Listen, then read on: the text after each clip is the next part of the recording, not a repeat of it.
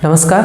आप सभी ने बिहार बोर्ड में वर्ष 2021 में पूछे हुए प्रश्न पत्र को और वैकल्पिक प्रश्नों को देखा। 70 क्वेश्चन जो आपके वैकल्पिक प्रश्न आते हैं उनको आप सभी ने देखा, उसके आंसर्स को जाना।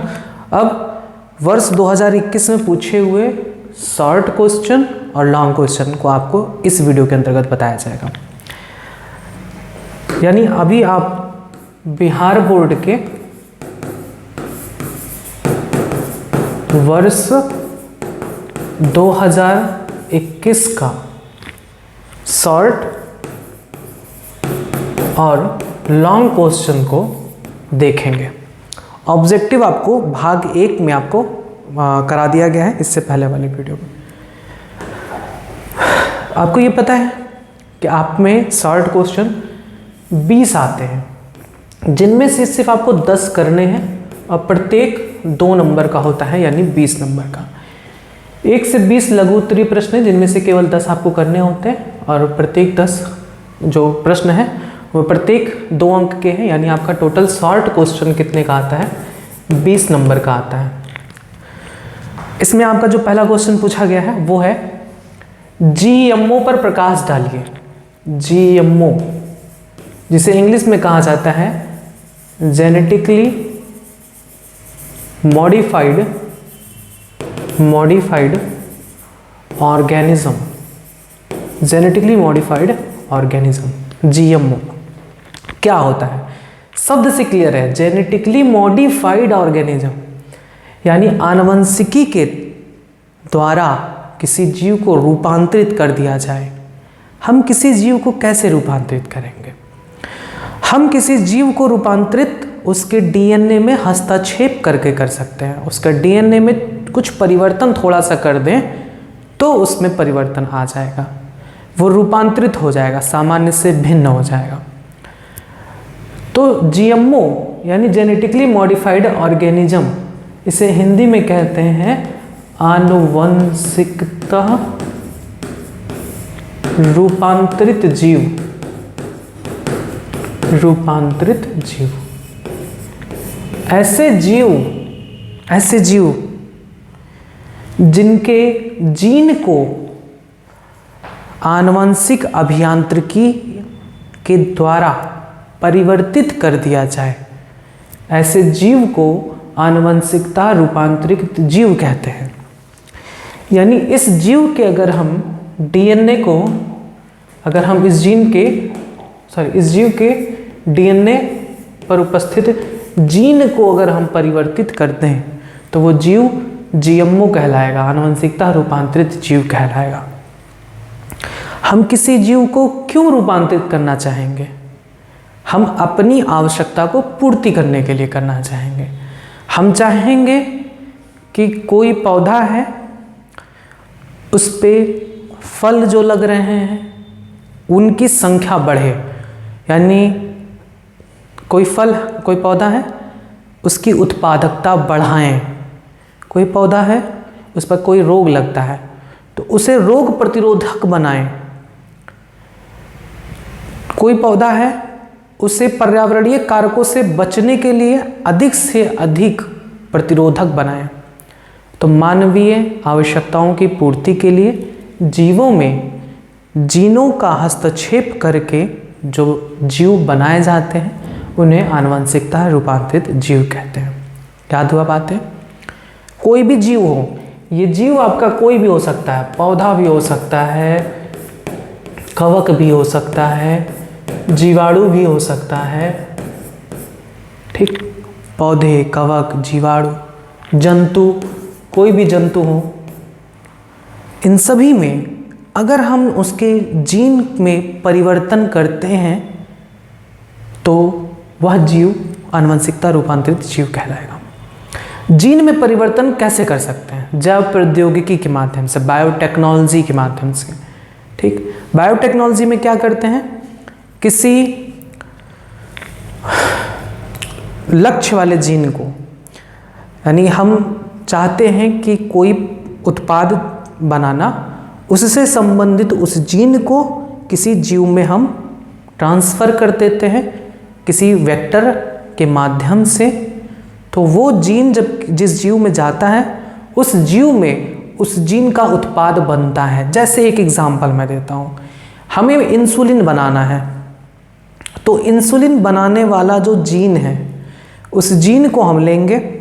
मान लो मनुष्य के अमाशय में जो कोशिकाएं हैं वो इंसुलिन का बनाती हैं, अग्न्याशय, तो अग्न्याशय यानी पैनक्रियाज की उस कोशिका से उस जीन को पहले निकालेंगे जो इंसुलिन बनाता है।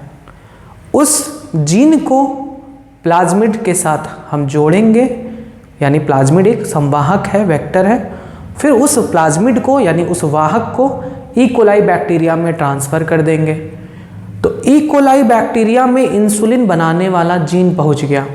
अब उस बैक्टीरिया में इंसुलिन का निर्माण होगा, तो वो जीव क्या कहलाएगा? उसके जीन में परिवर्तन किया है ना हमने, तो वो जीवाणु, ई कोलाई जीवाणु क्या कहलाएगा? जीएमओ कहलाएगा, जेनेटिकली मॉडिफाइड ऑर्गेनिज्म है, क्योंकि उससे एक काम दिया गया है, एक जीन अलग से दिया गया है, फॉरेन जीन दिया गया है जो उसके अंदर महत्वपूर्ण उत्पाद को बनाता है।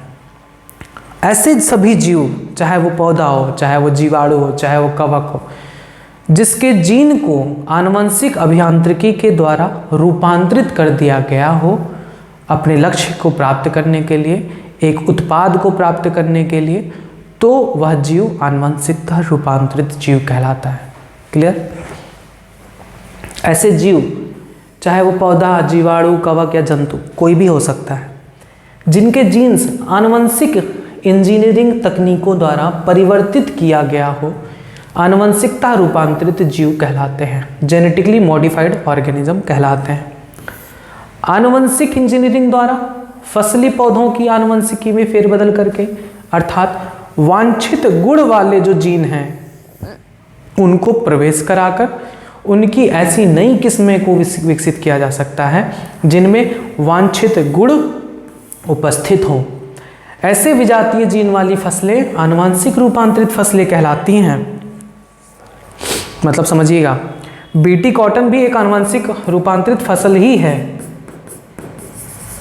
हम वांछित गुण चाहते हैं, हम किसी फसल में चाहते हैं कि उसकी उत्पादकता बढ़ जाए, तो हम उसकी उत्पादकता बढ़ाने के लिए जो भी उसके जीन में हम परिवर्तन करेंगे, तो वो परिवर्तन उस वांछित गुण को उस वांछित गुण को प्रदर्शित करने के लिए हम उसमें परिवर्तन करेंगे। ऐसे फसलों को, ऐसे जीवों को आनुवंशिक रूपांतरित जीव या आनुवंशिक रूपांतरित फसल कहते हैं। क्लियर? अब देखिए, बीटी कॉटन को भी हमने क्यों बनाया कि जिससे वो कीड़े से प्रतिरोधी हो सके, बॉलवर्म से प्रतिरोधी हो सके। तो इसमें भी वही किया जाता है, जीवाणु के अंदर का जीन निकालकर कॉटन के पौधे में इंजेक्ट करा दिया गया, जिससे कॉटन के पौधे में उस जीवाणु का जो जीन है वो इस कॉटन के पौधे में एक विषालु पदार्थ, टॉक्सिन मटेरियल रिलीज करता है, जिससे वो कीड़ा मर जाता है। अब डिटेल आपको उसमें बताया गया, देख लीजिएगा चैप्टर नंबर 11 और 12 में। दूसरा क्वेश्चन पूछा गया, मानव अंडाशय के अनुप्रस्थ काट का स्वच्छ एवं नामांकित चित्र बनाइए। अंडाशय, ओवरी, ये आपका बना हुआ है मानव के अंडाशय का चित्र। आपकी बुक में भी होगा, आप वहाँ से भी बना सकते हैं, ये भी बना सकते हैं। मानव अंडाशय के सबसे बाहरी जो आवरण है वो कहलाती है जर्मिनल एपिथेलियम, जननिक उपकला, और इसके अंदर के भाग को, अंदर के ऊतक को, अंडाशय के अंदर के ऊतक को स्ट्रोमा कहते हैं, ओवेरियन स्ट्रोमा। इसमें बहुत सारे रुधिर वाहिकाएँ पाई जाती हैं, लसिका वाहिकाएँ पाई जाती हैं। इनमें हर महीने ऋतुस्राव के लिए फॉलिकल्स का निर्माण होता है। प्रीमोर्डियल फॉलिकल जो प्राइमरी फॉलिकल में परिवर्तित होती हैं, प्राइमरी फॉलिकल सेकेंडरी फॉलिकल में, secondary follicle tertiary mature follicle में कन्वर्ट हो जाता है, और उस फॉलिकल से हर महीने एक अंड कोशिका, ये अंड कोशिका उत्सर्जित होती है। ठीक, ये है आपका अंडाशय का सचित्र वर्णन, आप इसको बना लीजिएगा। तीसरा क्वेश्चन पूछा गया है कि अमीबियोसिस क्या है। तो अभी बताए थे 8वें चैप्टर में, अमीबियोसिस यानी इसे अमीबी अतिसार या अमीबी पेचिस कहते हैं। अमीबायोसिस, अमीबियोसिस एक अमीबा की एक प्रजाति के कारण होता है जिसका नाम है एंटमीबा हिस्टोलिटिका। इस रोग का रोगजनक है एंटमीबा हिस्टोलिटिका। यह एंटमीबा हिस्टोलिटिका मानव के किस अंग को प्रभावित करता है? वृद्धांत्र को, यानी लार्ज इंटेस्टाइन को, वृहद आंत्र को। यह आंत में पहुंचकर हिस्टोलाइटिक एंजाइम स्रावित करता है। इस हिस्टोलाइटिक एंजाइम की वजह से आंत में घाव हो जाता है, अल्सर हो जाता है, और उसकी वजह से खून के थक्के बनते हैं और म्यूकस रिलीज होता है। तो इन घावों से जो रक्त और म्यूकस है वो मल के साथ बाहर उत्सर्जित होता है, खूनी पेचिश होता है। ठीक, ये परजीवी पुटिकाओं के रूप में संक्रमण करती हैं। घरेलू मक्खियाँ इस रोग का वाहक होती हैं। ठीक, और परजीवी को संक्रमित व्यक्ति के मल से खाद्य और खाद्य पदार्थों तक लेकर उन्हें संदूषित कर देती हैं।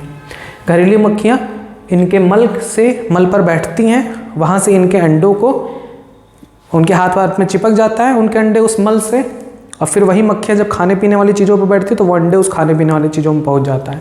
इस प्रकार से इसका संचरण होता है। मल पदार्थ द्वारा संदूषित पेयजल और खाद्य पदार्थ संक्रमण के प्रमुख स्रोत हैं। इस रोग के प्रमुख लक्षण क्या हैं? कब्ज होगा, उदरीय पीड़ा होगी, उदरीय पीड़ा मतलब उदर में, पेट की तरफ दर्द होगा, ऐंठन होगा, और अत्यधिक श्लेष्मयुक्त और रक्त के थक्के वाला मल इस रोग का मुख्य लक्षण है। नेक्स्ट, एलर्जी क्या है? इसके लक्षणों का संक्षेप में वर्णन कीजिए। तो एलर्जी क्या है? मैंने बताया था आपको कि जब प्रतिरक्षा तंत्र की एक, ये क्या है, अतिक्रियाशीलता है प्रतिरक्षा तंत्र की, हाइपर एक्टिविटी कह सकते हैं, कि जिन पदार्थों से हमें नुकसान भी नहीं है उसके प्रति भी जब प्रतिरक्षा तंत्र अनुक्रिया करने लगता है तो उसे एलर्जी कहते हैं। एलर्जी किसी बाह्य कारक या प्रतिजन के कारण भी हो सकता है। अब इसमें बहुत सारे आते हैं, जैसे कुछ लोगों को धूल यानी डस्ट से एलर्जी होती है, कुछ लोगों के परफ्यूम से, कुछ लोगों को परागकण से, फूल नहीं सूंघना पसंद करते हैं, परागकण से उनमें एलर्जी हो जाती है। कुछ लोगों को एनिमल डेंडर से, यानी कुत्ते में जो कुत्ते बिल्ली जो पालतू पशु होते हैं उनमें डेंडर जो होते हैं उनसे उन्हें एलर्जी होती है। एलर्जी होता क्या है? तो किसी भी प्रतिजन या पर्यावरणीय कारक के प्रति प्रतिरक्षा तंत्र की अतिक्रियाशीलता एलर्जी कहलाती है। यानी प्रतिरक्षा तंत्र हमारे शरीर में जो काम करती है वो जब किसी बाह्य कारक या प्रतिजन के लिए अतिक्रियाशील दिखाए, हाइपर एक्टिविटी शो करे, जितना ज़रूरत भी नहीं है, तो उसे हम एलर्जी कहते हैं। अब एलर्जी के लिए रिस्पॉन्सिबल कौन सी एंटीबॉडी है? मैंने आपको पूछा था, एलर्जी के लिए रिस्पॉन्सिबल एंटीबॉडी कौन सी होती है? IgE।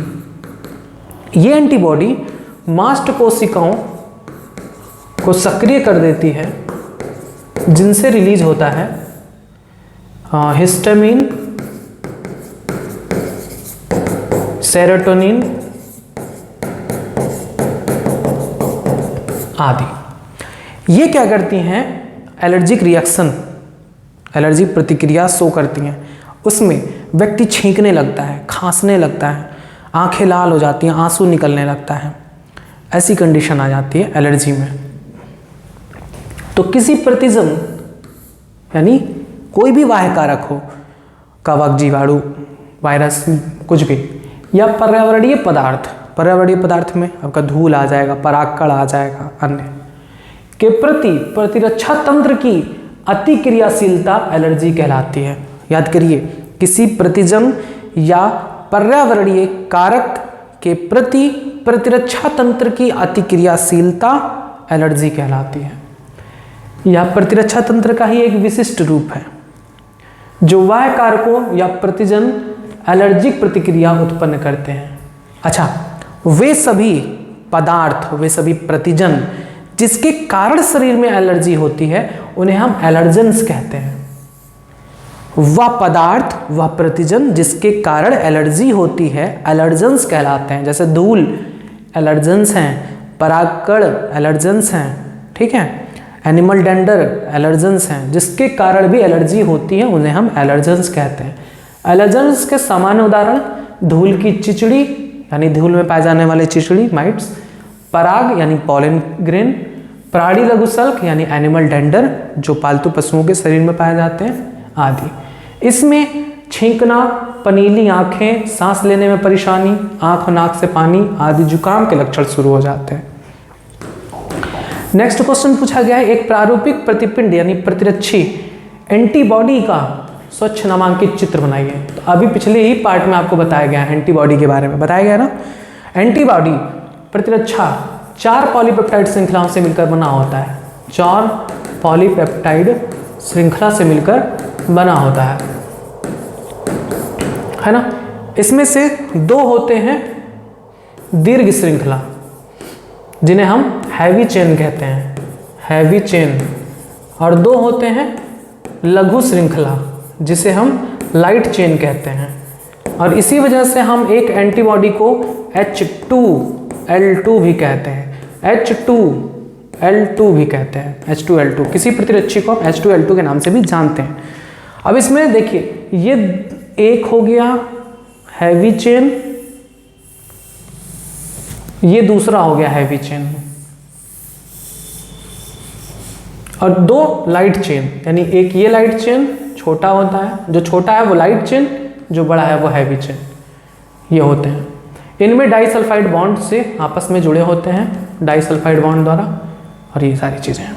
इनमें भी 2 आर्म्स होते हैं, एक होता है वेरिएबल आर्म और एक होता है, देखिए एक वेरिएबल आर्म्स है और एक है कांस्टेंट आर्म, ये कांस्टेंट आर्म। ऊपर वाला जो आर्म है वो वेरिएबल, ये वेरिएबल है, और ये जो नीचे के आर्म्स हैं, ये नीचे के आर्म्स, ये कांस्टेंट होते हैं।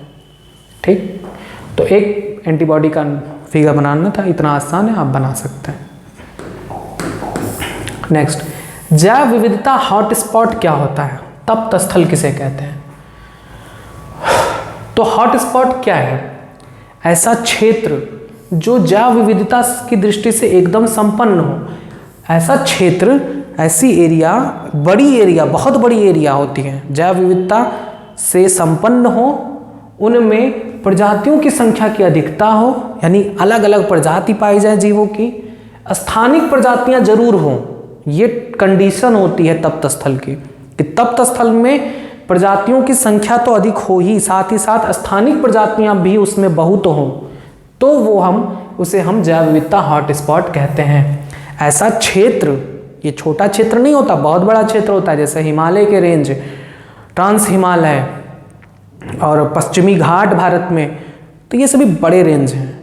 तो ऐसे क्षेत्र जहाँ पर जैव विविधता प्रचुर मात्रा में हो, संपन्न हो, अलग अलग प्रकार के जीवों की जातियाँ हों, स्थानिक प्रजातियाँ हों। स्थानिक प्रजाति का मतलब ऐसी प्रजातियाँ भी उन क्षेत्रों में पाई जाएं जो अन्य क्षेत्रों में नहीं पाई जाती। स्थानिक क्षेत्रीय प्रजातियाँ हों, ऐसे स्थल को जैव विविधता हॉटस्पॉट कहते हैं। ये ऐसा जैव भौगोलिक क्षेत्र है जहाँ पर्याप्त मात्रा में जैव विविधता पाई जाती हैं और वह किसी प्रकार के मानवीय क्रियाकलाप के कारण संकट में आ गया हो। अर्थात ऐसा स्थान जहाँ समृद्ध जैव विविधता, अर्थात विभिन्न प्रकार के जीव जंतु और पेड़ पौधों की प्रजातियां अधिकता में पाए जाते हैं, परंतु उनके अस्तित्व पर निरंतर संकट बना हो, तप्त स्थल यानी हॉट स्पॉट कहलाते हैं। विश्व में कुल 34 जैव विविधता तप्त स्थल हैं। ये संख्या अलग अलग जगहों पर अलग अलग लिखी हो सकती है, मैंने एनसीईआरटी का लिया है, 34 दिया गया है। भारत में 3 है। अब ये भी कई साइट पे अलग अलग दिया गया कि भारत में 5 है, भारत में 4 है। एनसीईआरटी में 3 दिए गए, तो मैंने यहाँ पे 3 नहीं लिखा है। पूर्वी Himalaya, Indo Burma hot spot, पश्चिमी घाट स्पॉट। ठीक, नेक्स्ट, रुधिर का कार्य बताइए रुधिर का कार्य क्या होता है? रुधिर एक तरल संयोजी ऊतक है जिसका कार्य है, सबसे प्रमुख कार्य देखिए, फेफड़े के वायुकोश में पहुंचता है, वहां से ऑक्सीजन लेता है और कार्बन डाइऑक्साइड दे देता है। यानी ये क्या करता है, उस रुधिर जो ऑक्सीजन लिया है वो ऊतक के पास आया, ऊतक को ऑक्सीजन दिया और कार्बन डाइऑक्साइड लेकर फेफड़े तक पहुंचाया। यानी हम कह सकते हैं कि रुधिर क्या करता है,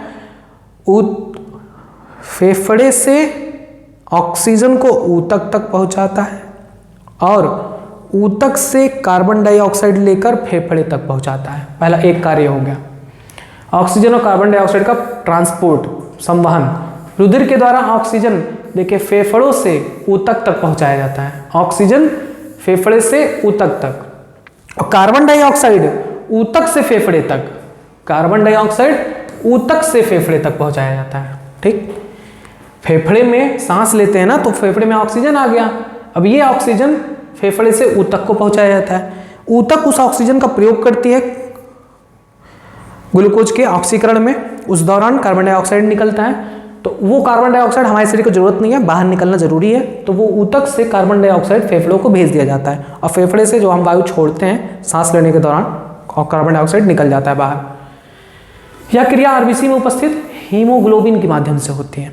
हीमोग्लोबिन एक लौह युक्त प्रोटीन होता है जिसमें 4 आयरन मॉलिक्यूल होता है, और चारों आयरन मॉलिक्यूल एक एक ऑक्सीजन यानी 4 ऑक्सीजन को कैरी करता है। खाद्य पदार्थों का संवहन करता है। जो हमारे आंत में भोजन पच जाती है, अंततः ग्लूकोज में परिवर्तित हो जाती है, तो उस आंत से उस ग्लूकोज को लेकर ऊतकों तक पहुंचाता है। छोटी आंत से पाचित खाद्य पदार्थ रुधिर प्लाज्मा में आते हैं और यकृत में पहुंचाए जाते हैं। रुधिर के द्वारा ग्लूकोज, अमीनो अम्ल, वसा, विटामिन, खनिज और जल का परिसंचरण होता है। नेक्स्ट, उत्सर्जी पदार्थों का संवहन। अब जो भी चीज़ें हमने खाया पिया है उसमें कुछ विषैले पदार्थ हैं, उनका भी संवहन करता है उत्सर्जी पदार्थों का। रुधिर तंत्र की कोशिकाएं बहुत से उपापचयी अपशिष्ट पदार्थों को तथा विषैले पदार्थों को जो उप उत्पाद के रूप में मिलते हैं उत्सर्जन के लिए वृक्क यानी किडनी तक पहुंचाता है। उत्सर्जी पदार्थ वृक्क के अतिरिक्त त्वचा, फेफड़ों, छोटी आंत तक भी पहुंचाए जाते हैं, जिससे उन्हें तुरंत शरीर से बाहर निकाल दिया जाए। ताप नियंत्रण का भी कार्य करता है। परिसंचरण तंत्र ऊष्मा का नियत स्थानों पर वितरण कर ताप को स्थिर रखता है, या ऊष्मा के गहरे ऊतक से विसरित कर त्वचा तक पहुंचाता है। रसायन संतुलन। अंतःस्रावी ग्रंथियों से स्रावित हार्मोन, बहुत सारे ऐसे अंतःस्रावी ग्रंथि हैं जिनके जो हार्मोन होते हैं वो रक्त में छोड़े जाते हैं, उन्हें हम अंतःस्रावी ग्रंथियां कहते हैं। तो रुधिर तंत्र के द्वारा ही कार्यस्थल तक पहुंचाए जाते हैं। जो रुधिर है वही इन हार्मोन को लेकर कार्यस्थल तक पहुंचाती है। ये रासायनिक पदार्थ शरीर में उपापचयी वृद्धि विकास को नियमित करते हैं। इसका पीडीएफ आपको हमारे एप्लीकेशन में मिल जाएगा, नीचे दिए हुए लिंक पर आप गूगल प्ले स्टोर से डाउनलोड कर सकते हैं। नेक्स्ट क्वेश्चन दिया गया है, ग्लोबल वार्मिंग क्या होता है? ग्लोबल वार्मिंग, तो इसके बारे में डिटेल मैंने आपको बताया है। होता क्या है कि जब हमारी पृथ्वी सूर्य के प्रकोप से दिन में गर्म होती है, तो रात में ठंडा भी होता है। जब सूर्य का प्रकाश नहीं होता तो रात में ठंडा होता है, यानी सूर्य की गर्मी से दिन में ये गर्म होती है और रात में ये ठंडा होता है जब इसकी ऊष्मा पृथ्वी से बाहर अंतरिक्ष में चली जाती है। लेकिन कुछ ऐसे ऊष्मारोधी गैसें पाई जाती हैं जिन्हें हम ग्रीन हाउस गैस कहते हैं, जिन्हें अभी पिछली वीडियो में मैंने आपको बताया था। ग्रीन हाउस गैस में कौन कौन आता है? कार्बन डाइऑक्साइड आता है, मीथेन आता है, N2O नाइट्रस ऑक्साइड आता है और CFC आता है। तो ये गैसें जो हैं वे, इन्हें हम ऊष्मारोधी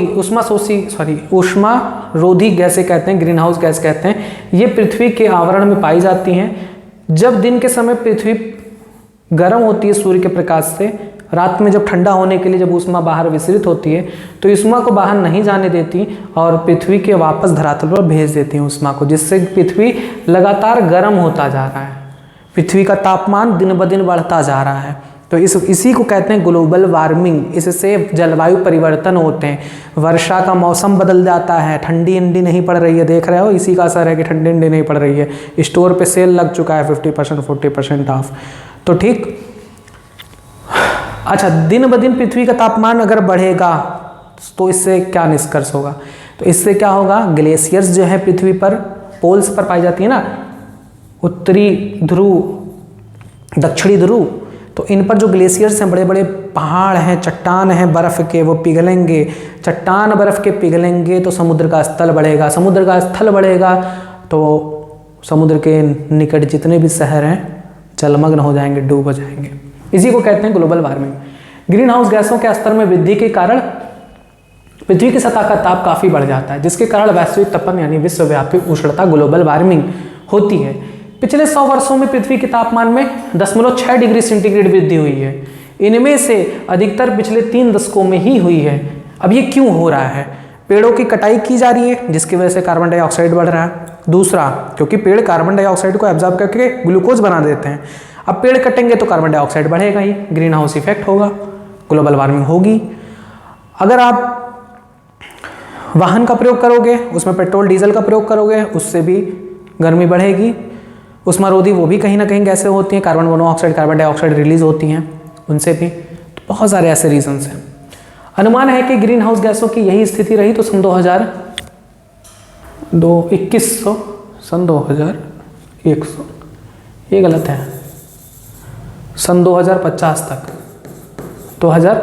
तक पृथ्वी का तापमान इतने डिग्री सेंटीग्रेड तक बढ़ सकता है।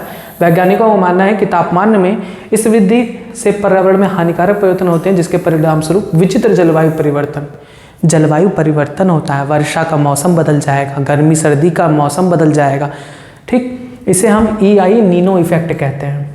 इसके फलस्वरूप ध्रुवीय हिम चोटियों और अन्य जगहों जैसे हिमालय की हिम चोटियों का पिघलना बढ़ जाएगा, जिससे समुद्र के जलस्तर में वृद्धि हो सकती है और कई समुद्र तटीय क्षेत्रों जैसे मुंबई, कोलकाता, चेन्नई, पणजी, विशाखापट्टनम, कोचिन, त्रिवेंद्रम आदि जलमग्न हो जाएंगे, समाप्त हो जाएंगे।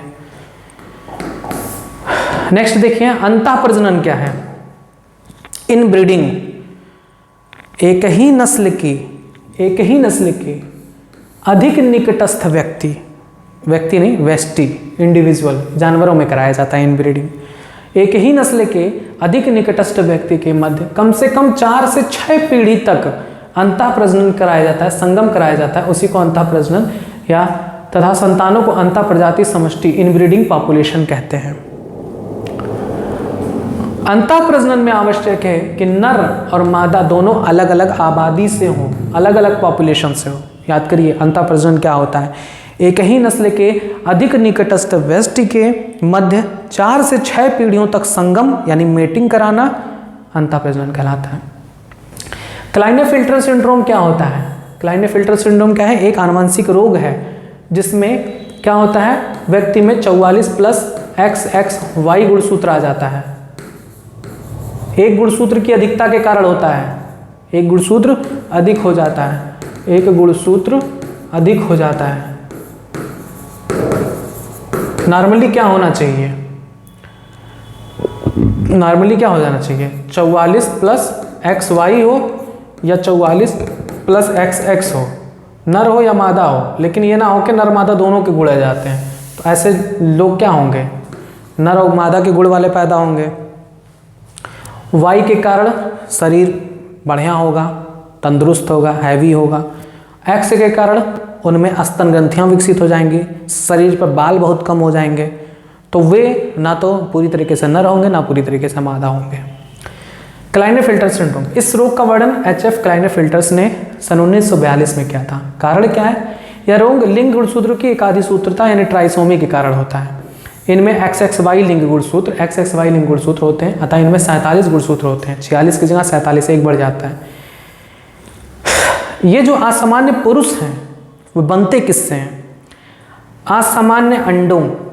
देखिए अगर अंडा XX आया और शुक्राणु Y आया तब भी ये बनेंगे XXY, यानी असामान्य अंडों और सामान्य शुक्राणु से। या फिर हो सकता है कि अंडा सामान्य हो लेकिन जो शुक्राणु है वो असामान्य है, तब भी यही बनेंगे XXY, यानी सामान्य अंडा हो X वाला, असामान्य शुक्राणु हो XY वाला, उनके निषेचन के फलस्वरूप ये बनते हैं। ठीक, क्लियर बात है। क्लाइनेफिल्टर सिंड्रोम ऐसा कब होता है पता है, बताए हैं। अंडाणु बनते समय अर्धसूत्री विभाजन होता है, तो उस दौरान गुणसूत्र आधे आधे हो जाते हैं, तो X अलग हो जाता है, X अलग हो जाता है। लेकिन अगर ये XX नहीं हुआ, अर्धसूत्री विभाजन सही से नहीं हुआ, तब एक ही अंडाणु में दोनों X गुणसूत्र आ जाते हैं, तो ये असामान्य अंडाणु है। सामान्य अंडाणु तो ये है जिसमें X गुणसूत्र केवल हो। अच्छा, ये सामान्य शुक्राणु है क्योंकि ये गुणसूत्र अलग हो गया है, X गुणसूत्र अलग हो गया, Y गुणसूत्र अलग। लेकिन जब शुक्राणु बनते समय अर्धसूत्री विभाजन सही से नहीं हुआ है तो उसमें X और Y दोनों गुणसूत्र आ जाते हैं, यानी ये असामान्य शुक्राणु है। ठीक, ऐसी कंडीशन में क्लाइनेफिल्टर सिंड्रोम होता है।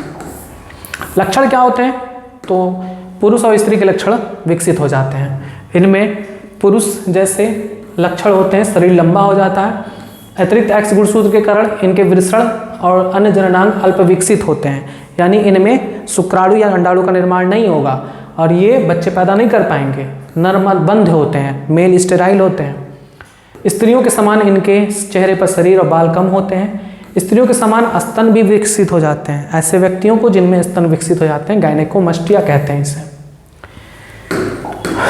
नेक्स्ट आता है परख नली शिशु किसे कहते हैं? परख नली शिशु ऐसी स्त्रियां जिनका अंडवाहिनी गड़बड़ हो गया है, ओविडक्ट गड़बड़ हो गया है। देखिए ये है गर्भाशय का पूरा सिस्टम, ठीक है, यह है अंडाशय, यह है अंडवाहिनी, यह है गर्भाशय। तो ऐसी स्त्रियां जिनका अंडवाहिनी खराब हो गया है लेकिन उनका गर्भाशय सही है, ठीक, उनका अंडाशय सही है, अंडाणु बन रहा है लेकिन अंडाणु गर्भाशय में नहीं पहुंच पा रहा, ठीक, ये हो गया स्त्री का कंडीशन। या फिर इनका जो पति है पुरुष, उसके वीर्य में शुक्राणु कम है, वीर्य में शुक्राणु कम है, तो इनमें संतान उत्पत्ति नहीं हो पाएगा। होता क्या है कि अब ये अंडाणु यहां नहीं पहुंचेगा, शुक्राणु उस तक नहीं पहुंचेगा, तो जब तक अंडाणु और शुक्राणु का मेल नहीं होगा तब तक संतान उत्पत्ति नहीं होगा, युग्मनज नहीं बनेगा, भ्रूण नहीं बनेगा, भ्रूण नहीं बनेगा तो संतान भी नहीं उत्पन्न होगा। तो ऐसे लोगों को आईवीएफ के माध्यम से, इसे कहते हैं आईवीएफ, इन विट्रो फर्टिलाइजेशन, सुने होंगे इंदिरा आईवीएफ। मैं प्रचार नहीं कर रहा इंदिरा वालों को, अगर मेरे थ्रू कोई गया आपके पास तो आपको कमीशन पेड करना पड़ेगा। इंदिरा आईवीएफ का नाम आपने सुना होगा ना, लखनऊ में बड़ा फेमस है। तो इन विट्रो फर्टिलाइजेशन कराते हैं। उसमें क्या कराते हैं कि ऐसी स्त्री के जो अंडाणु है उसको अंडाशय से निकालते हैं सिरिंज के माध्यम से, शुक्राणु लेते हैं उसके पति के, उस शुक्राणु अंडाणु को लैब में ही फर्टिलाइज कराते हैं, निषेचन कराते हैं, निषेचन कराते हैं। तो देखिए शुक्राणु और अंडाणु के निषेचन से युग्मनज बन गया, युग्मनज बन गया जाइगोट। अब इस जाइगोट को, जाइगोट से देखिए विभाजन होगा ना जाइगोट में, एक कोशिकीय है, 1 से 2 कोशिकीय बनेगा, 2 से 4, 4 से 8, 8 कोशिकीय अवस्था में 8 कोशिकीय ब्लास्टोमियर कहलाता है। ब्लास्टोमियर को कहाँ ट्रांसफर करते हैं? फैलोपियन ट्यूब में, इन जगहों पर, ठीक, फैलोपियन ट्यूब में। तो युग्मनज जब 8 कोशिकीय ब्लास्टोमियर वाले अवस्था में होता है तब इसे हम अंडवाहिनी में ट्रांसफर करते हैं। इसे कहते हैं ZIFT, zygote intra fallopian transfer, यानी अंडवाहिनी यानी फैलोपियन ट्यूब में जब हम ट्रांसफर करते हैं जाइगोट को तब इसे कहते हैं जाइगोट इंट्रा फैलोपियन ट्रांसफर। 8 से अधिक कोशिकीय अवस्था है तब इसे हम फैलोपियन ट्यूब में ट्रांसफर करके गर्भाशय यानी यूटेरस में ट्रांसफर करते हैं, तब इसे कहते हैं IUT, इंट्रा यूटेरिन ट्रांसफर। इसे हम 8 कोशिकीय से अगर अधिक अवस्था है तो गर्भाशय में स्थानांतरित करते हैं और इसे हम IUT कहते हैं। बस देखिए, इन विट्रो निषेचन, भ्रूण का इन विट्रो विकास तत्पश्चात सामान्य स्त्री के गर्भाशय में भ्रूण के स्थानांतरण की प्रक्रिया को परख नली शिशु, टेस्ट ट्यूब बेबी कहते हैं। स्त्री के गर्भाशय में स्थानांतरित भ्रूण विकसित होकर सामान्य रूप से जन्म लेता है और परख नली शिशु कहलाता है। इस तकनीक का प्रयोग ऐसी स्त्रियों के लिए किया जाता है जिनकी अंडवाहिनियां खराब हैं, विकृत हैं, लेकिन उनका अंडाशय और गर्भाशय सामान्य है, या फिर इनके पतियों के वीर्य में शुक्राणु नहीं है या कम है। इस तकनीक में प्रयोगशाला में पत्नी का या दाता स्त्री के अंडे से पति अथवा दाता पुरुष से प्राप्त किए गए शुक्राणु को एकत्रित करके प्रयोगशाला में अनुरूपी परिस्थितियों में युग्मनज बनने के लिए प्रेरित किया जाता है। इस युग्मनज को 8 ब्लास्टोमियर तक फैलोपियन नलिका में स्थानांतरित किया जाता है, जिसे युग्मनज अंतः डिंब वाहिनी स्थानांतरण जाइगोट इंट्राफैलोपियन ट्रांसफर ZIFT कहते हैं। और जो भ्रूण 8 ब्लास्टोमेर से अधिक का होता है उसे परिवर्धन हेतु गर्भाशय में स्थानांतरित किया जाता है, इसे अंतःगर्भाशय स्थानांतरण इंट्रायूटेरिन ट्रांसफर कहते हैं। नेक्स्ट, मरुस्थलीय पौधों के पारिस्थितिक अनुकूलन का वर्णन करिए। मरुस्थलीय पौधे जैसे आए, आप समझ जाओ कि जल की हानि है, जल की कमी है और इसकी हानि को रोकना है, हानि को रोकना है। तो बताइए एक पौधे में जल की हानि को रोकने के लिए क्या क्या परिवर्तन आएंगे। उसकी पत्ती मांसल हो जाएंगी, मोटी हो जाएंगी। सीधे नागफनी को मन में लीजिए, नागफनी जिसकी पत्ती जो होती है वो तने जैसा हो जाता है, मोटा मोटा। उसके रंध्र धस जाते हैं, जिससे रंध्र के माध्यम से वाष्पोत्सर्जन होता है, जल वाष्प बनकर वो हवा में उड़ता है, तो वाष्पोत्सर्जन कम हो इसलिए उसका रंध्र गड्ढे में छिप जाता है। उन पर कांटे पाए जाते हैं और भी बहुत सारे ऐसे लक्षण दिखाई देते हैं। जैसे उनकी जो पत्तियां हैं उनकी सतह पर मोटी उपत्वचा क्यूटिकल की परत होती है या एक से अधिक बाह्य त्वचा पाई जाती है, एपिडर्मिस पाई जाती है। पत्तियों में गढ़ती रंध्र अथवा धसे हुए रंध्र होते हैं जिससे वाष्पोत्सर्जन कम हो, जल की हानि कम हो। इनमें प्रकाश संश्लेषण हेतु केम साइकिल पाया जाता है, क्रसुलेशन एसिड मेटाबॉलिज्म साइकिल पाया जाता है, जिसके कारण वे अपने रंध्र दिन के समय बंद रखते हैं। दिन के समय जब सूर्य का प्रकाश पड़ता है तो वाष्पोत्सर्जन तेज होगा, तो इसके लिए वो दिन के समय अपने रंध्र को बंद रखती हैं। रात में जब सूर्य का प्रकाश कम है तब वो खोलती हैं अपना रंध्र। कुछ मरुस्थलीय पौधों जैसे नागफनी, कैक्टस आदि में पत्तियां नहीं होती बल्कि वे कांटे के रूप में रूपांतरित हो जाती हैं, अतः वाष्पोत्सर्जन प्रभावी रूप से कम हो जाता है और प्रकाश संश्लेषण अर्थात भोजन निर्माण का कार्य हरे चपटे तनों द्वारा होता है। मैंने शुरू में गलती से उसे पत्ती बोल दिया था, आई एम सॉरी। वो पत्ती ना होकर तना था, जो मैंने मोटा मांसल भाग बोला है ना वो तना है। तना पत्ती जैसा बन जाता है, मैंने उल्टा बोल दिया था कि पत्ती तने जैसा हो जाता है। आप लोग इसको एक्सेप्ट मत करके कहीं नोट मत कर लिए, करे भी हो तो काट के सही कर लीजिए। तना मोटा होकर मांसल होकर पत्ती की तरह दिखने लगता है, ठीक, उसमें प्रकाश संश्लेषण की प्रक्रिया होती है। जो पत्तियां होती हैं वो कांटे में रूपांतरित हो जाती हैं। अल्कोहल के दुष्परिणाम का वर्णन करिए। अल्कोहल से क्या क्या हो सकता है। अल्कोहल कंसप्शन से शारीरिक, मानसिक और अंगों में बहुत सी विकृतियां उत्पन्न होती हैं। जैसे तत्काल प्रभाव को देखें, असभ्य व्यवहार, गाली वाली बकने लगोगे, क्रूरता आ जाएगी, हिंसा आ जाएगी, आक्रामकता आ जाएगी। इसके अधिक मात्रा के सेवन से श्वसनपात यानी रेस्पिरेटरी फेल्योर, हार्ट फेल हो जाना अथवा सेरिब्रल हेमोरेज, प्रमस्तिष्क रक्तस्राव यानी ब्रेन में रक्तस्राव होने लगे, इसके कारण आप कोमा में जा सकते हो या मृत्यु हो सकती है। ड्रगों का संयोजन या अल्कोहल के साथ उनके सेवन का आमतौर पर परिणाम अतिमात्रा में होती है। युवाओं में ड्रग और अल्कोहल दुरुपयोग के सबसे सामान्य लक्षण शैक्षिक क्षेत्र में प्रदर्शन की कमी, बिना किसी स्पष्ट कारण के स्कूल या कॉलेज से अनुपस्थिति, ये सब कारण है कि किसके कारण ये लोग, कोई भी सामान्य जो युवा है वो क्यों ड्रग्स या नशीली पदार्थों का सेवन करने लगते हैं। इसमें मुझे जहाँ तक लगता है सबसे ज़्यादा रोल फिल्मों का होता है। किशोरावस्था के दौरान अल्कोहल के सेवन का दीर्घकालिक प्रभाव भी हो सकता है। इससे प्रौढ़ावस्था में बहुत अधिक पीने की लत लग सकती है। ड्रग अल्कोहल के दीर्घकालिक उपयोग से तंत्रिका तंत्र यानी नर्वस सिस्टम प्रभावित होता है। यकृत को सबसे ज़्यादा क्षति पहुंचती है अल्कोहल से। अधिक मात्रा में लेने से यकृत सिरोसिस भी हो जाता है, ठीक है, यकृत सिरोसिस जिसे हम लीवर सिरोसिस कहते हैं, हो जाता है। अंतर्जात प्रतिरक्षा पर प्रकाश डालें।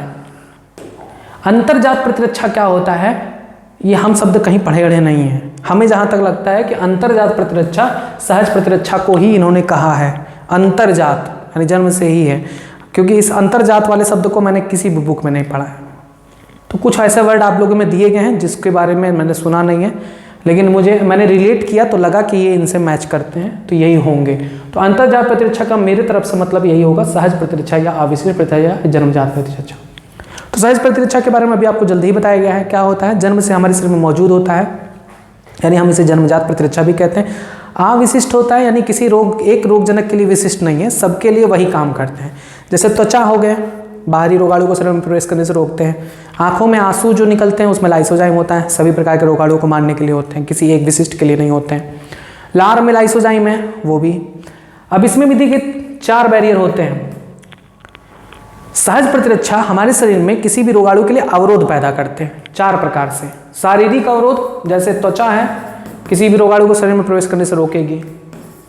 श्वसन पथ व जनन मूत्र पथ यानी यूरिनोजेनिटल ट्रैक्ट, इन सभी में श्लेष्मा आलेप म्यूकस कोटिंग ये क्या करती हैं, बहुत सारे रोगाणु से रक्षा करती है। कायिकी अवरोध फिजिकल बैरियर, पेट में HCl यानी आमाशय में HCl और आंसू व लार में लाइसोजाइम, ये हमें विभिन्न प्रकार के रोगों से बचाती हैं। कोशिकीय अवरोध में क्या क्या आता है, बहुत सारे कोशिकीय जैसे मोनोसाइट्स,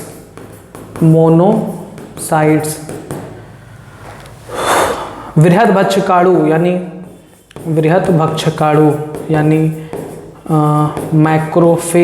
मैक्रोफेजेस, न्यूट्रोफिल्स, ये सभी कोशिकाएं हैं रक्त में जो बहुत से रोगों से रक्षा करती हैं। साइटोकाइन अवरोध, वायरस संक्रमित कोशिकाएं इंटरफेरॉन नामक प्रोटीन का स्राव करती हैं जो आसपास की कोशिकाओं को वायरस के संक्रमण से बचाता है। ठीक, नेक्स्ट क्वेश्चन देखिए। संक्षेप में ट्रांसक्रिप्शन का वर्णन करिए। ट्रांसक्रिप्शन का मतलब क्या होता है, डीएनए से आरएनए का बनना। डीएनए से आरएनए का बनना संक्षेप में समझ लीजिए, एक डीएनए है उससे आरएनए का बनना, ये डीएनए है इससे आरएनए का बनना क्या कहलाता है, अनुलेखन। होता क्या है जल्दी बताइए। इसमें एक रज्जुक जो कि है 3' to 5', मान लो ये 3' to 5' है, ये तो ये खुलता है, डीएनए एक जगह पर खुल जाता है। इसमें जो भी नाइट्रोजन क्षार हैं उससे क्या बनता है, 5' to 3' दिशा में आरएनए बनता है। कैसे देखिए, यहाँ पर एडनिन है, यहाँ पर thymine, cytosine, guanine, cytosine, thymine, adenine, ये डीएनए है। डीएनए के 3' to 5' सिरे से आरएनए बनता है। एडनिन है तो क्या बनेगा, देखिए आरएनए को हम इससे बना देते हैं, आरएनए ये है। एडनिन है तो थाइमिन नहीं, आरएनए है तो आरएनए में थाइमिन नहीं पाया जाता, आरएनए में थाइमिन नहीं पाया जाता, यूरेसिल। एडनिन है तो यूरेसिल, थाइमिन है तो एडनिन, साइटोसिन है तो ग्वानिन है तो साइटोसिन, ग्वानिन है तो साइटोसिन, साइटोसिन है तो ग्वानिन, थाइमिन है तो एडनिन, थाइमिन है तो एडनिन, एडनिन है तो यूरेसिल। ये आरएनए बनता है किस दिशा में, 5' to 3' दिशा में। इसी को कहते हैं, डीएनए से आरएनए के बनने को कहते हैं अनुलेखन, ट्रांसक्रिप्शन। ठीक, डीएनए की एक रज्जुक से आनुवंशिक सूचनाओं को आरएनए में प्रतिलिपिकरण करने की प्रक्रिया को अनुलेखन कहते हैं। यहाँ भी पूरकता का सिद्धांत अनुलेखन प्रक्रम को नियंत्रित करता है, जिसमें एडेनोसिन थाइमिन की जगह यूरेसिल से जुड़ता है और साइटोसिन ग्वानिन के साथ। आरएनए पॉलीमरेज एंजाइम, हाँ इस क्रिया का, ट्रांसक्रिप्शन के जो मेन एंजाइम है वो आरएनए पॉलीमरेज एंजाइम है, अनुलेखन की प्रक्रिया को उत्प्रेरित करता है। यह प्रक्रिया कोशिका के केंद्रक में होती है क्योंकि डीएनए केंद्रक में पाए जाते हैं। कोशिका चक्र के अंतरावस्था की G1 और G2 उपावस्थाओं में होती हैं। नेक्स्ट क्वेश्चन है, जैविक चोरी क्या होता है, बायोपायरेसी। देखिए, किसी देश का जो जैव संसाधन है उसको बिना अनुमति के कोई और देश उसका उपभोग करे, उत्पादन करे, व्यापार करे, बेचे, इसी को कहते हैं जैविक चोरी। जैसे हमारे यहाँ अगर बासमती चावल भारत में पहली बार उत्पन्न किया गया है, बासमती चावल, तो उसका अगर कोई और देश उसको भारत से चुरा कर लेके जाया, अपने देश में उसको उगाए, बेचे बिना हमारे देश की परमिशन के, इसी को कहते हैं जैविक चोरी। बायो पेटेंट, पेटेंट का मतलब समझिए, अगर आप किसी भी चीज़ की खोज कर ले जाते हो ना तो आप उसे पेटेंट करा लो, नहीं तो वो कोई और चोरी कर लेगा तो कुछ कर नहीं पाओगे। ठीक है, जैसे एक एग्जाम्पल, जैसे मान लो कि एंड्रॉयड टीवी का सबसे पहले खोज सोनी कंपनी ने किया, तो सोनी ने उस एंड्रॉयड टीवी को अपने नाम से पेटेंट करा लिया। कोई और कंपनी उस टीवी को नहीं बना सकता सोनी के अलावा, क्योंकि खोजा सोनी वालों ने। ये एक तरफ से जैव अधिकार दे दिया जाता है, आपको एक अधिकार दे दिया जाता है कि आपने खोजा है तो अपने आप खोज को सुरक्षित रखो, आप ही उसके सर्वाधिकार हो। आप जब परमिशन दोगे कि भैया आप यूज करो, कुछ भी करो, साइन करोगे, हमें इतना % चाहिए, तब कोई और उस चीज़ को बनाएगा, उत्पाद करेगा। अगर बिना आपके परमिशन के कोई उस चीज़ को उपभोग करता है, उत्पादित करता है या आप सेल करता है, तब उसको चोरी कहते हैं। और यही बात अगर जैविक चीज़ों में आ जाती है तो इसे हम जैविक चोरी कहते हैं। जैसे आपने अगर किसी एक पौधे का विकास कर लिया, मान लो आपने, राहुल गांधी जी, मान लो अगर आलू के पौधे में सोना उगाने वाला कोई पेड़ विकसित कर लिया, तो अगर ऐसा पेड़ राहुल गांधी जी ने अगर विकसित कर लिया बाय चांस कि आलू वाले पौधे में से सोना निकलने लगे और उस पौधे को अमेरिका चुरा ले जाए, तो इसे हम कहते हैं जैविक चोरी। ऐसा संभव नहीं है। किसी भी चीज का, जीव का, देखिए जैव शब्द लगा है ना, जैविक, जैव मतलब जीवित जीव, पौधा, जंतु, कुछ भी। आपने कोई नया जीव खोज लिया, बनाया, आनुवंशिकी अभियांत्रिकी द्वारा बनाया या किसी भी तरीके से आपने बनाया, वो एकदम नया है, पूरी पृथ्वी पर ऐसा कहीं नहीं है, तो उसे हम जैवाधिकार आपको दे देंगे। अगर आपने जैवाधिकार नहीं लिया है या आपको उसकी ज़रूरत नहीं पड़ी, किसी और ने उसको चुरा के अपने यहाँ उत्पादन करने लगे, बेचने लगे, तब उसे हम जैविक चोरी कहते हैं। उम्मीद है कि आपको समझ में आ गया। किसी देश द्वारा विकसित किया गया जैव संसाधन को बिना उस देश की अनुमति के किसी अन्य देश द्वारा उसका उत्पादन करना, व्यापार करना जैविक चोरी कहलाता है। ठीक। अब भारत में ऐसे बहुत सारे केसेस हैं, अमेरिका वालों से ज़्यादातर, क्योंकि हमारे देश की एक बासमती किस्म की चावल है जो हमारे देश में सदियों से उगाई जा रही है, ऋग्वेद में भी उसका उल्लेख है। उस बासमती को वहाँ पर अमेरिका वालों ने, एक कंपनी थी जिसने टैक्समती के नाम से पेटेंट करा लिया और उसे बेच रहा है खूब बढ़िया से। तो यहाँ पर वो किस्सा दिया गया हुआ, पढ़ लीजिएगा। बताइए मेंडल की सफलता के कारण क्या थे? मेंडल ने अपना जो प्रयोग किया उसमें 3 नियम दिया, प्रभाविता के नियम, स्वतंत्र अभिवन के नियम, युग्मोत्तेजक शुद्धता का नियम, या उसे हम पृथक्करण का नियम भी कहते हैं। इसका नियम का ये इन्होंने जो दिया, उसकी सफलता का कारण क्या था? इनकी कार्यविधि था। मेंडल ने एक समय में केवल एक ही लक्षण की वंशांगति का अध्ययन किया। मेंडल ने अपने प्रयोगों द्वारा दूसरी और तीसरी तथा इसके आगे पीढ़ियों तक अध्ययन किया। मेंडल ने अपने द्वारा जो प्रयोग किए गए इकट्ठे थे उसको पूरा रिकॉर्ड रखा और उनका सावधानीपूर्वक विश्लेषण किया। ये सभी इनके सफलता के कारण थे। सफल व्यक्ति ऐसे ही होते जब मन लगा के कोई काम करते हैं।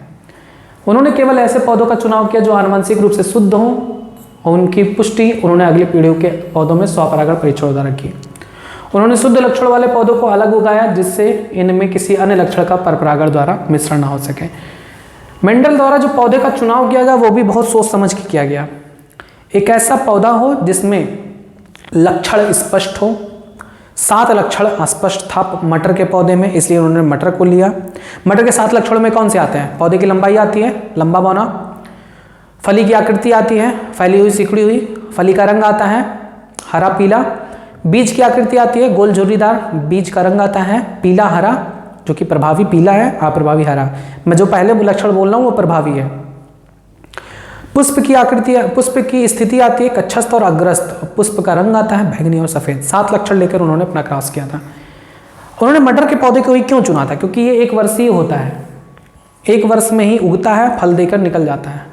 ठीक, इसकी आयु 3 से 4 माह होती है। इसको आसानी से बगीचे में उगाया जा सकता है।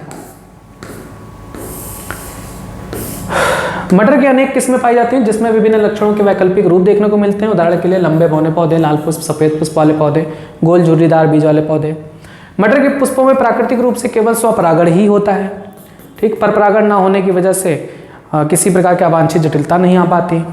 नर और मादा जननांग जो पुष्प है वो एक ही पुष्प पर होते हैं। नर और मादा भाग जननांग एक ही पुष्प पर होते हैं। उभयलिंगी पुष्प होता है, एक ये कारण था। स्वपरागण के कारण पौधे में समयुग्मजी होते हैं। पीढ़ी दर पीढ़ी इनकी जो लक्षण है वो शुद्ध बने रहते हैं। ठीक है, और कारण दिए गए हैं, उसको देख लीजिएगा। नेक्स्ट क्वेश्चन, युग्मन और प्रतिकर्षण को परिभाषित करिए। युग्मन और प्रतिकर्षण ये शब्द भी हमने कभी सुना नहीं है। कहीं से हमने पाया है कि युग्मन और प्रतिकर्षण को समयुग्मजी या विसंयुग्मजी शायद कहा जाता है, मैं कंफर्म नहीं हूँ। चाहो तो छोड़ दो, हम इसके बारे में सरेंडर कर रहे हैं, हमें नहीं पता युग्मन और प्रतिकर्षण बायो में कहाँ से आया। ठीक, इसलिए हम यहाँ पर डिस्कस नहीं करेंगे इसको। 19वां क्वेश्चन देखते हैं। डीएनए प्रतिकृति के लिए आवश्यक किन्हीं 2 एंजाइम का नाम लिखिए और प्रत्येक के एक विशिष्ट वर्णन का कार्य का वर्णन करें। डीएनए प्रतिलिपिकरण यानी डीएनए रेप्लिकेशन क्या होता है? डीएनए से डीएनए का बनना। सबसे मेन एंजाइम कौन सा होता है? DNA polymerase. क्या करता है? पॉलीपेप्टाइड श्रृंखला का दीर्घीकरण करता है। सबसे पहले कौन सा एंजाइम आता है? सबसे पहले एंजाइम आता है टोपोआइसोमेरेज। टोपोआइसोमेरेज क्या करता है? जो कॉइलिंग होती है उसको अनकॉइल करता है। ठीक, टोपोआइसोमेरेज डीएनए के प्राकुंडलों को खोलता है, कॉइलिंग को अनकॉइल करता है।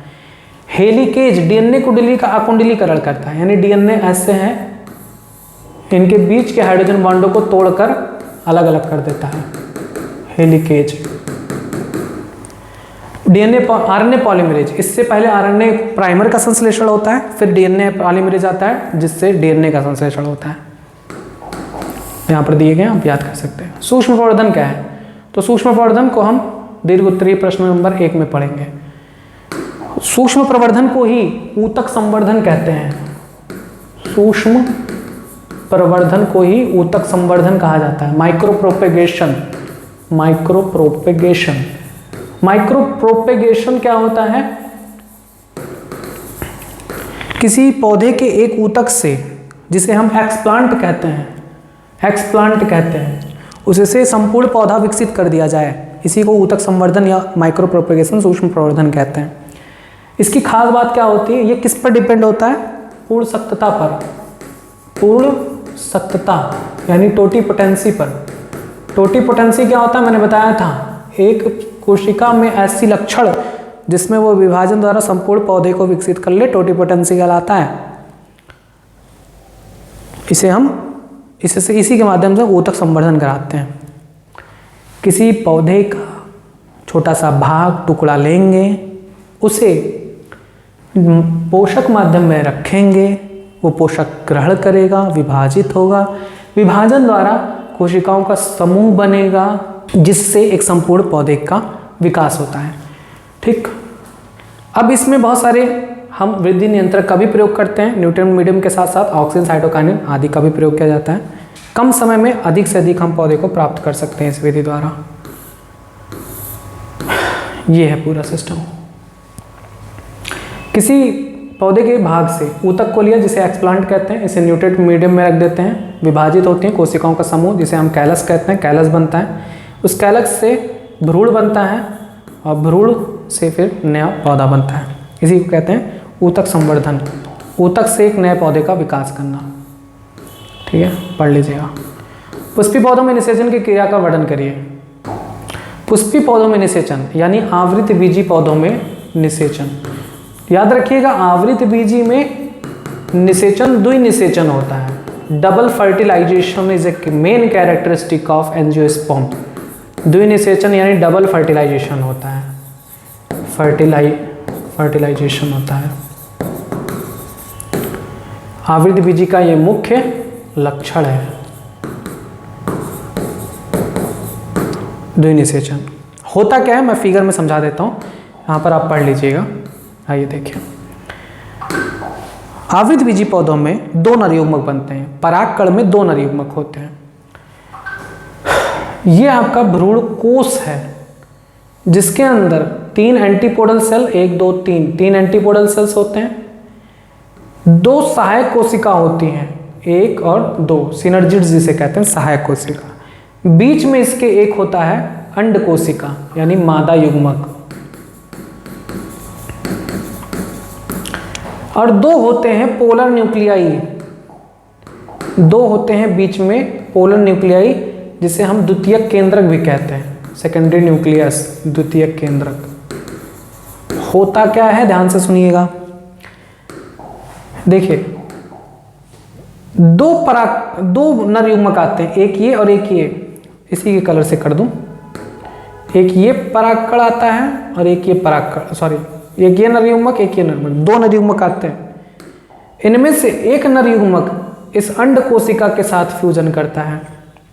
नर युग्मक जब इस अंड कोशिका के साथ फ्यूजन करता है तब इसे हम कहते हैं संयुग्मन।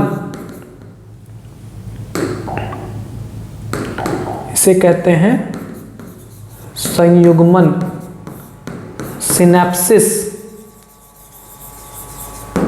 या इसे सत्य निषेचन कहते हैं, ट्रू फर्टिलाइजेशन कहते हैं। और दूसरा वाला जो नरयुग्मक है वो जाता है द्वितीयक केंद्रक से फ्यूज करता है, तो इसे कहते हैं त्रिसमेकन, ट्रिपल फ्यूजन। इसके फ्यूजन से और इसके फ्यूजन से भ्रूण पोष बनता है, एंडोस्पर्म बनता है, 3N, N 3N। और इसके फ्यूजन से, इस नरयुग्मक के N और N से फ्यूजन से क्या बनता है, युग्मनज बनता है, भ्रूण बनता है 2N। क्लियर है बात? बस पढ़ लीजिएगा इसको। रिकॉम्बिनेंट डीएनए तकनीक का संक्षिप्त वर्णन करिए।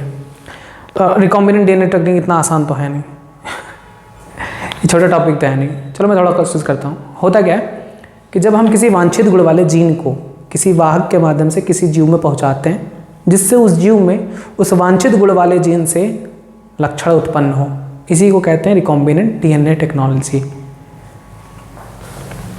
रिकॉम्बिनेंट डीएनए टेक्नोलॉजी में क्या करते हैं, एक किसी फॉरेन डीएनए को, विजातीय जीन को, मान लो कि इंसुलिन बनाना है, मान लो हमें इंसुलिन बनाना है, तो इंसुलिन बनाने वाला जो जीन है उसको मनुष्य के अग्न्याशय की कोशिका से निकालेंगे, उसको प्लाज्मिड में हम चिपकाएंगे, उस प्लाज्मिड को इकोलाई बैक्टीरिया में ट्रांसफ़र कर देंगे। इस इकोलाई बैक्टीरिया में प्लाज्मिड के आने से इसके अंदर इंसुलिन बनने लगेगा। इसी को कहते हैं भैया रिकॉम्बिनेंट डीएनए टेक्नोलॉजी। ये जो डीएनए होता है, ये जो जीन में हम प्लाज्मिड में ऐड कराते हैं, मान लो कि जीन इस कलर का था, पीले रंग का, तो पीले रंग का जो जीन हम प्लाज्मिड में ऐड कराते हैं, इस डीएनए को कहते हैं आरडीएनए, रिकॉम्बिनेंट डीएनए। इसी को यहाँ पर भेज देते हैं, इसे कहते हैं रिकॉम्बिनेंट डीएनए टेक्नोलॉजी। देखिए, वैज्ञानिकों द्वारा डीएनए अर्थात आनुवंशिक पदार्थ की संरचना में आवश्यकता अनुसार फेरबदल करना को जीन मैनिपुलेशन या जेनेटिक इंजीनियरिंग कहते हैं। हम किसी भी जीव के डीएनए में हस्तक्षेप करें, उसके डीएनए में परिवर्तन कर दें, उसी को कहते हैं जीन मैनिपुलेशन या जेनेटिक इंजीनियरिंग। आनुवंशिक पदार्थ का कृत्रिम संश्लेषण दो अलग अलग जीनों के डीएनए खंडों को जोड़कर नया डीएनए बनाना, डीएनए की मरम्मत, डीएनए से कुछ न्यूक्लियोटाइड को हटाकर जोड़कर या विस्थापित करके इच्छित रच संरचना वाले नए डीएनए अणु का संश्लेषण करके जीवधारियों में इच्छित गुणों का समावेश करना जेनेटिक इंजीनियरिंग का ध्येय होता है।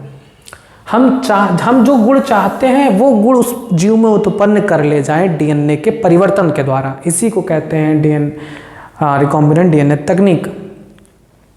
आनुवंशिक अभियांत्रिकों की रिकॉम्बिनेंट डीएनए तकनीक भी कहा जाता है, क्योंकि इसमें दो अलग अलग स्रोतों से लिए गए डीएनए को जोड़कर नया डीएनए बनाया जाता है और बैक्टीरिया में पहुंचाकर उसकी अनेक प्रतिलिपियां बनाई जाती हैं।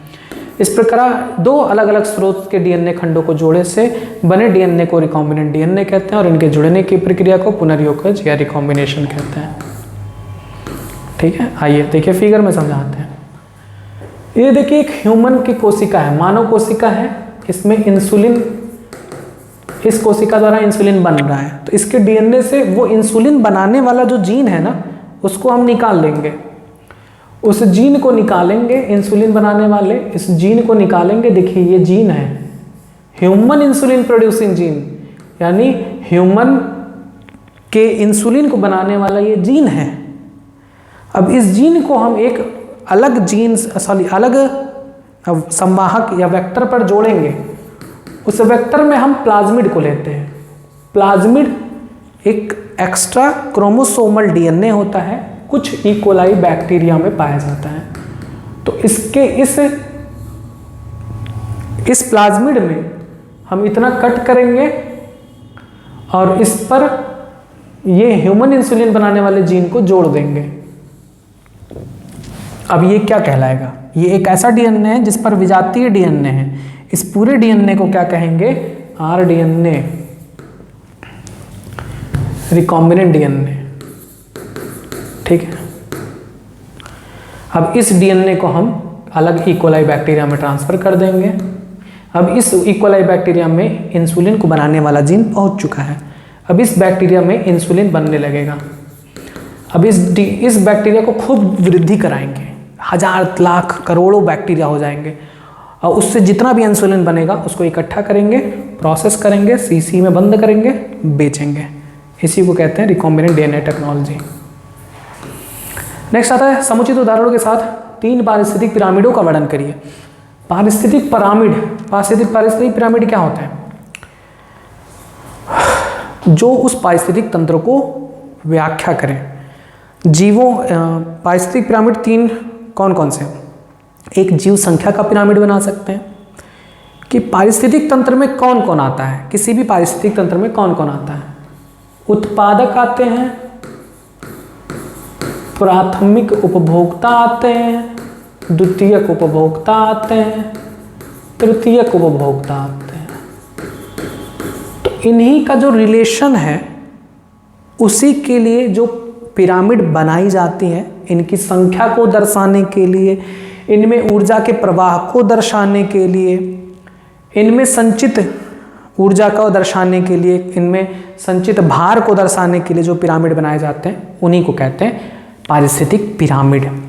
अब इसमें 3 पिरामिड बनाया जा सकता है। एक उनकी संख्या का पिरामिड कि किसी पारिस्थितिक तंत्र में कौन ज़्यादा है, उत्पादक ज़्यादा है, फिर प्राथमिक उपभोक्ता ज़्यादा है, फिर द्वितीयक उपभोक्ता ज़्यादा है, फिर तृतीयक उपभोक्ता ज़्यादा है। जितना चौड़ा बेस होगा उतना ही ज़्यादा उसकी संख्या दर्शाएगा। दूसरा जैव मात्रा का पिरामिड, यानी इनका भार कितना है पारिस्थितिक तंत्र में, कौन सबसे ज़्यादा भारी है। उत्पादक ज़्यादा होते हैं तो उनका भार भी अधिक होगा, तो इस हिसाब से इसका भी पिरामिड बनाया जाता है। उत्पादक, प्राथमिक उपभोक्ता, द्वितीयक, तृतीयक उपभोक्ता। ऊर्जा का पिरामिड, यानी ऊर्जा का संचरण किस से किस तक होता है। उत्पादक को खाते हैं प्राथमिक उपभोक्ता, प्राथमिक उपभोक्ता खाते हैं द्वितीयक उपभोक्ता, द्वितीयक को खाते हैं तृतीयक उपभोक्ता, यानी ऊर्जा का प्रवाह भी इसी दिशा में होता है। यानी नीचे उत्पादक, फिर प्राथमिक उपभोक्ता, फिर द्वितीयक उपभोक्ता। इसी को कहते हैं पारिस्थितिक पिरामिड। इसको पढ़ लीजिएगा, अब ज़्यादा नहीं समझाएंगे। देखिए एक जीव संख्या का पिरामिड हम आपको बता दे रहे हैं कि ये मान लो किसी जंगल का है। जंगल में कौन सबसे ज़्यादा होते हैं? पेड़, यानी पेड़ पौधे उत्पादक सबसे ज़्यादा हैं। देखिए त्रिभुज के आकार का पिरामिड बनता है जिसमें जो बेस है वो सबसे ज़्यादा चौड़ा होता है। तो जब सबसे ज़्यादा जो चौड़ा है वो क्या बताएगा? सबसे ज़्यादा संख्या इन्हीं की है, उत्पादक सबसे अधिक होते हैं। उसके बाद होते हैं प्राथमिक उपभोक्ता, शाकाहारी जंतु, फिर होते हैं द्वितीयक उपभोक्ता यानी मांसाहारी जंतु, और सबसे कम होते हैं तृतीयक उपभोक्ता यानी सर्वाहारी जंतु। जैव भार का पिरामिड क्या बताता है कि जीवों का भार कितना है। तो देखिए पेड़ पौधे ज़्यादा होते हैं तो उनका भार भी बहुत ज़्यादा होगा, ठीक। उसके बाद शाकाहारी जीव, फिर मांसाहारी जीव, फिर सबसे कम भार सर्वाहारी जीव।